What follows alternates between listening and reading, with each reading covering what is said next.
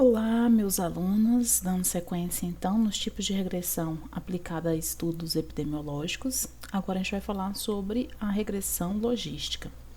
A regressão logística, assim como as demais, é um modelo matemático que pretende predizer um fenômeno.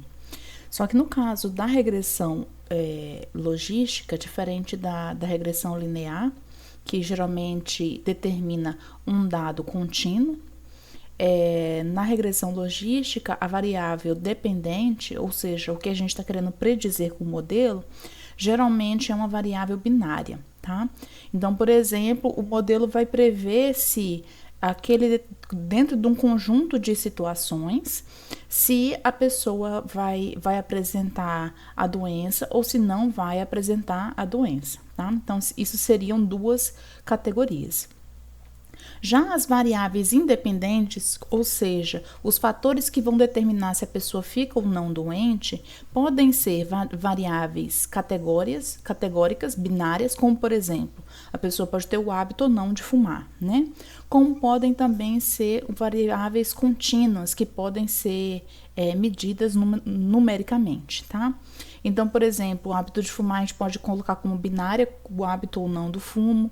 O sedentarismo pode entrar como uma variável contínua se criar uma escala para 0, sem atividade, e até 10, quem tem o máximo de atividade seriam atletas e várias pessoas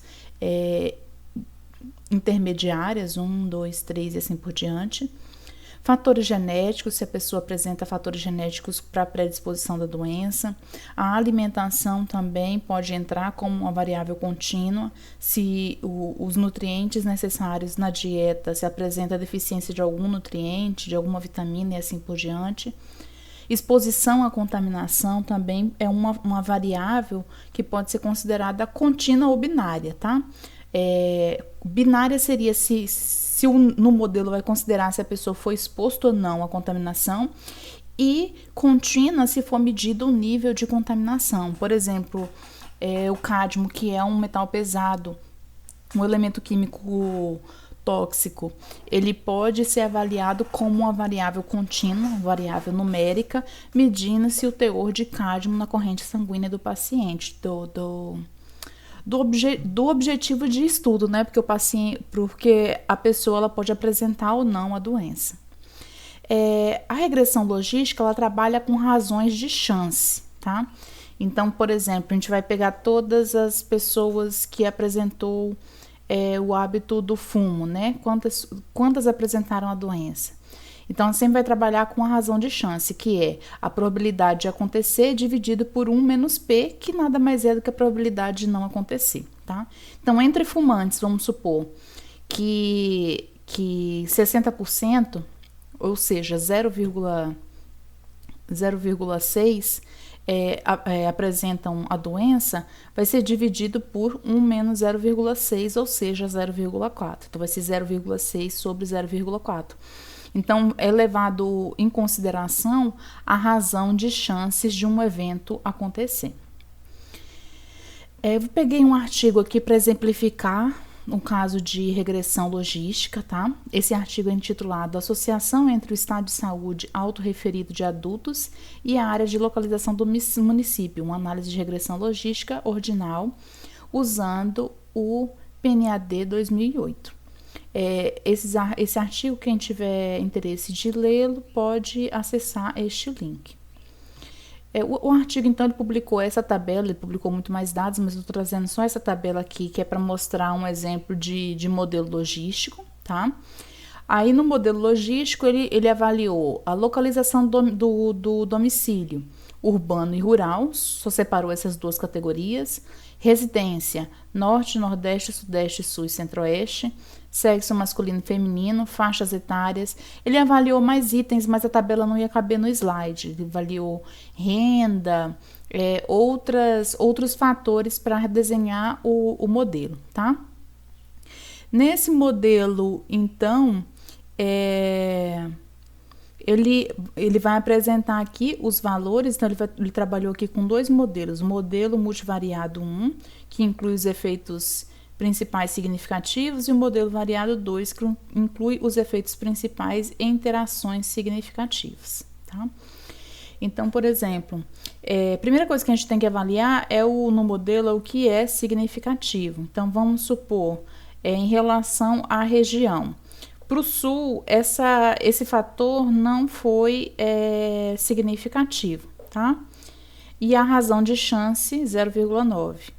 Quando você pega, por exemplo, aqui, deixa eu pegar, o Sudeste tem a maior razão, de 1,1, e foi uma razão significativa. Então, essa categoria do fator região da residência, tá? Qual é o fator região da residência? Foi separado em várias categorias. Então, foi significativo para todas as regiões, exceto para a região Sudeste. Foi um desdobramento desse efeito aqui. Sexo foi significativo para os dois, razão 0,85 e 1, ou seja, tem mais chances de 1, e assim por diante. Aqui a faixa etária de 40 a 49 anos. Não foi significativo, porque foi um valor maior do que 0,05.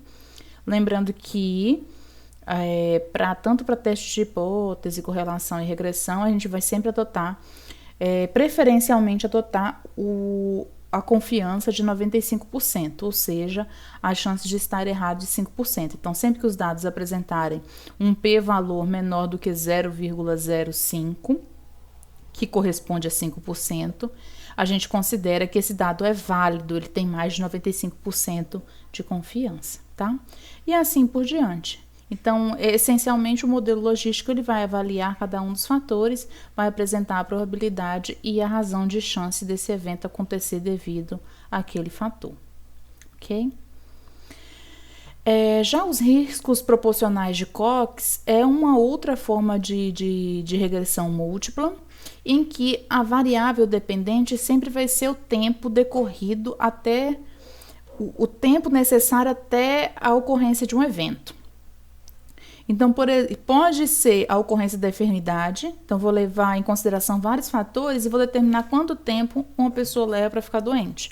Ou eu posso estar determinando o tempo decorrente para o óbito, para a evolução do óbito, ok? Então, a diferença dos riscos proporcionais de Cox em relação aos outros modelos de regressão linear múltipla é que nos proporcionais de Cox o que a gente está querendo determinar é um intervalo de tempo para que ocorra um determinado evento, que pode ser o paciente se tornar enfermo ou então vir a óbito, tá? Aliás, se a paciente já apresenta enfermidade, né? Uma pessoa, um ser humano apresentar enfermidade. Vão ser levadas em considerações variáveis independentes, tanto contínuas quanto categóricas, assim como o modelo anterior, tá? Que a gente tem várias variáveis independentes, que são as variáveis que vão explicar o efeito, a resposta, o que a gente está querendo avaliar, ok? Então, as variáveis independentes, os fatores, podem ser contínuos ou podem ser categóricos, tá? Quando é categórico, a gente pode atribuir valores 0, 1, 2, 3 para representar a cada uma dessas categorias. E o modelo ele vai ser dado que esse intervalo de tempo vai ser dado pelo H0 de t, que é o intercepto, o tempo zero, tá? Multiplicando o coeficiente, que geralmente está embutido no modelo, vezes B1 vezes X1. Esse B1 vai ser o quanto o fator X1 explica o modelo. B2 vezes X2 seria o valor numérico que o X2 explica ou contribui para o modelo, e assim sucessivamente, tá? Os modelos proporcionais de Cox não apresentam limite de variáveis independentes para explicar. O que vai determinar se a variável independente entra ou não no modelo é se ela apresentou uma variação significativa, tá? Que seria o p-valor menor do que 0,05. Aqui um outro artigo, então, para demonstrar o uso dos modelos de Cox, tá? Para o risco, causa específico. Esse artigo é intitulado Análise de sobrevivência de mulheres com câncer de mama, modelos de riscos competitivos. E aqui está a fonte para acesso do artigo, tá? Então, o artigo ele tentou determinar o tempo para a evolução até o óbito em função de vários fatores. Nessa tabela aqui, ele levou em consideração a idade, o estadiamento, que foi separado em 5 categorias, e a extensão, que foi separado em 4 categorias, tá? Então, a idade vai ser uma variável independente numérica, tá? Numérica, contínua. A gente vai... o pesquisador, ele anotou a idade de cada uma das mulheres, tá? RR é a razão de risco, tá? A probabilidade, a contribuição da idade. No caso desse artigo, a idade apresentou um efeito significativo. O p-valor aqui foi menor do que 0,05. Então, a idade vai entrar no modelo, ok? Quando a gente está falando no estadiamento do câncer, ele separou em 1, 2, 3, 4 e outro. A gente pode observar que não houve efeito significativo no modelo simples, tá? No modelo múltiplo, houve um efeito significativo aqui do estadiamento 4, tá? Eu vou passar a explicar a tabela com base no modelo múltiplo. Em relação à extensão, o pesquisador separou em extensão, né, de projeção do câncer, local, regional, metástase e outra. E ele observou que houve um efeito significativo na determinação do óbito dessas mulheres para o estágio de metástase, tá? E essa contribuição foi de 0,02. Então, a gente pode ver que, em razão de risco, o maior risco aqui é em relação ao estadiamento 4, tá? Tem uma maior contribuição, depois a idade e, por último, a presença da metástase, tá? Que foram os efeitos significativos. A idade aqui foi menor do que 0,05, estadiamento 4 também menor do que 0,05 e aqui a metástase 0,05. Então, no modelo, quem são os fatores que vão ser levados em consideração? A idade, o estadiamento 4 e a metástase, tá? Então, os 3 fatores para determinação do modelo. A tabela apresenta a razão de risco e o erro padrão para cada um desses riscos, tá?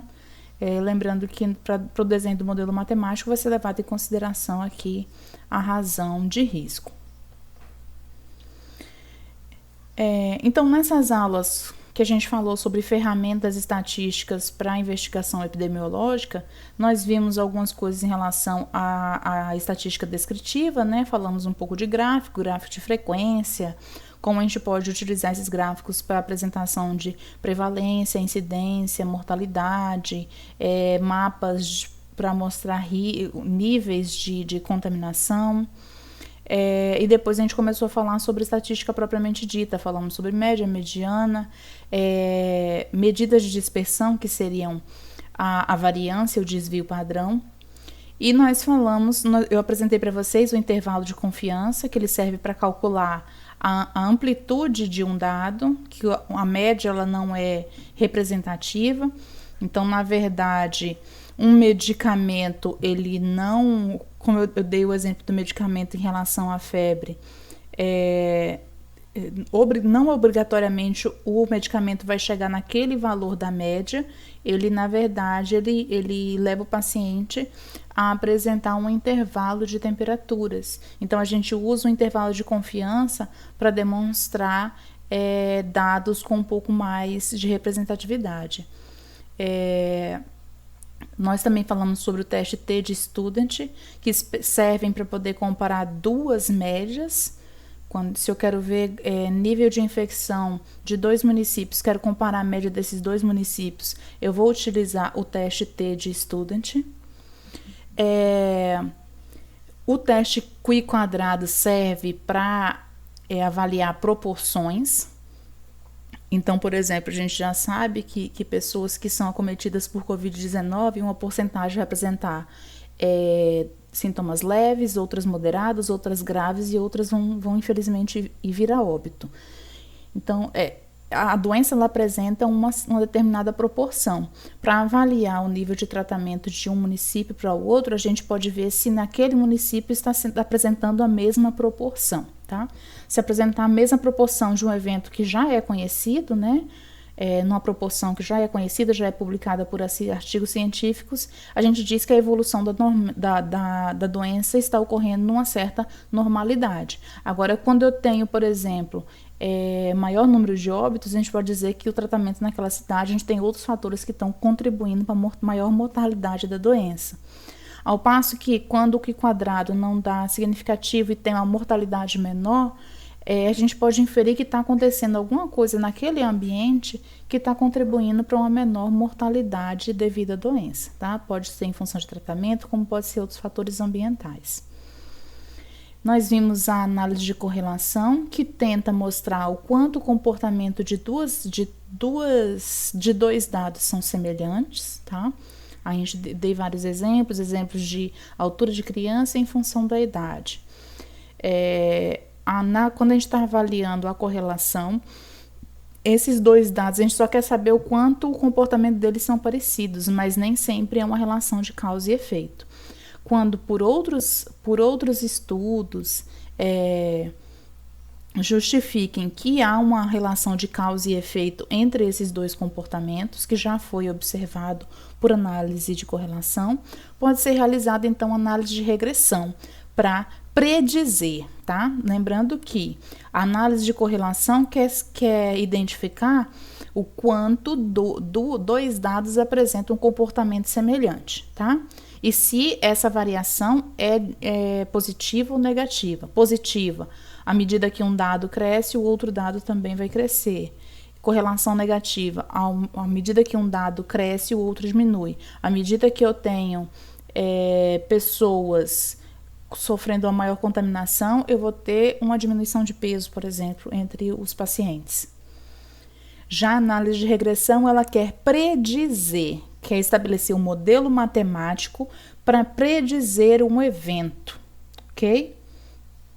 Se eu tiver análise de regressão de taxa de infecção de uma determinada doença, eu posso predizer quantas pessoas vão ficar doentes num determinado município. Ok?